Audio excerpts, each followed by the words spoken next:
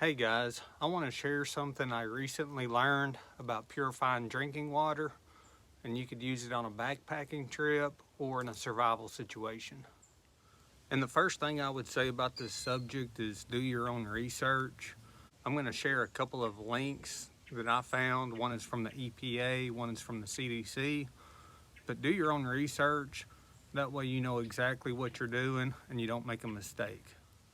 I read in the NRA magazine that you could use bleach to purify drinking water, and I really didn't 100% trust it myself.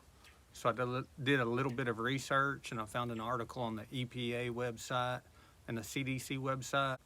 But I kind of printed off some mixing ratios that tells me how to mix the bleach with the water. So we still have a little bit of snow and ice on the ground. We just had some wintry weather come through.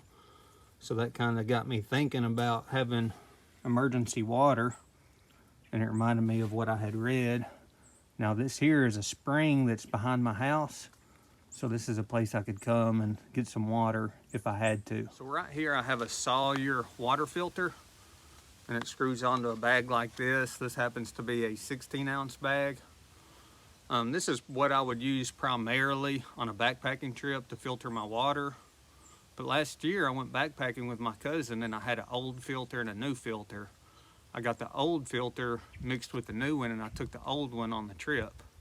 Now from what I understand about these filters is you're not supposed to let them freeze. The one I had taken had been froze a few times just because I had taken it to Colorado when it was really cold. So I didn't trust the filter that I had. Now luckily my cousin had a filter, so we just shared his. Now, I don't necessarily like the idea of adding bleach to my drinking water, but it might be just something good to know and something to have in case your primary means of water filtration fails. Now, you could also boil the water, but I only had just a small container to boil the water, and that would have taken a lot of time. I'd have had to get the water up to boiling temperature, and then I'd want it to cool off just a little bit before I poured it in a bag or container. So this is my idea of something to add to my backpack in Colorado. This is a bottle that comes from a pharmacy. That's what cough syrups and stuff come in. One good thing about these bottles is they are amber, so they are light resistant. I believe bleach is light sensitive, so a lot of light will cause that bleach to break down or not work as well. So I have this amber bottle to put it in. And I went ahead and made a label on it, and it kind of gives me the ratio of how I want to mix that. Now, I've got 0.1 milliliters of bleach to 1 quart. Like I say, I would do your own research, make sure I'm right on that. But then underneath it, I have conversion units in case I have a container that has 1 quart, which I can convert that to gallons. Or that one container I have is 16 ounces, so I would know how to convert that. Or if I had a little cup measure, I could use that and do the conversions. So I have that labeled, that way I'll know how to do the math.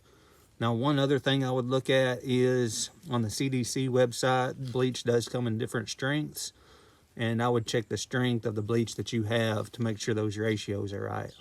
Now, another thing I like about these bottles is you can get these little dosing syringes. This happens to be a 1 milliliter syringe. So for 1 quart, it's just 0.1 milliliters. So that's a very tiny amount, but you can use that oral syringe to get a better measurement of the bleach. Now, one other thing I would do is I would mix up that water and bleach, and then I would let it set for a pretty good while, give that bleach time to kill the bacteria. Now, one other thing you could use it for is if you had a large container like this and you just didn't want to filter that much water, you could use those ratios to mix that up. Another thing you could consider is cleaning this out for storage. You might mix up some bleach water, wash it up, and then pour it out. There's always a little bit of residue left in there. Now, I always take the lid off and just set it out for a while and let it dry, but it might keep it from mildewing in there and getting musty in there. And then when you go to use it, just rinse it out and put pure water back in there. One other thing you might consider is just knowing ahead of time where your water source is. This spring happens to be behind my house. I don't know if you'd want to put a bucket or a barrel out to catch rainwater, but just knowing ahead of time where you can find that water that you want to disinfect. Also, I have that bottle with my mixing ratios. I would go ahead and have those written down. That way, if you do need to use it, it'll be written down and you can just go and mix it up.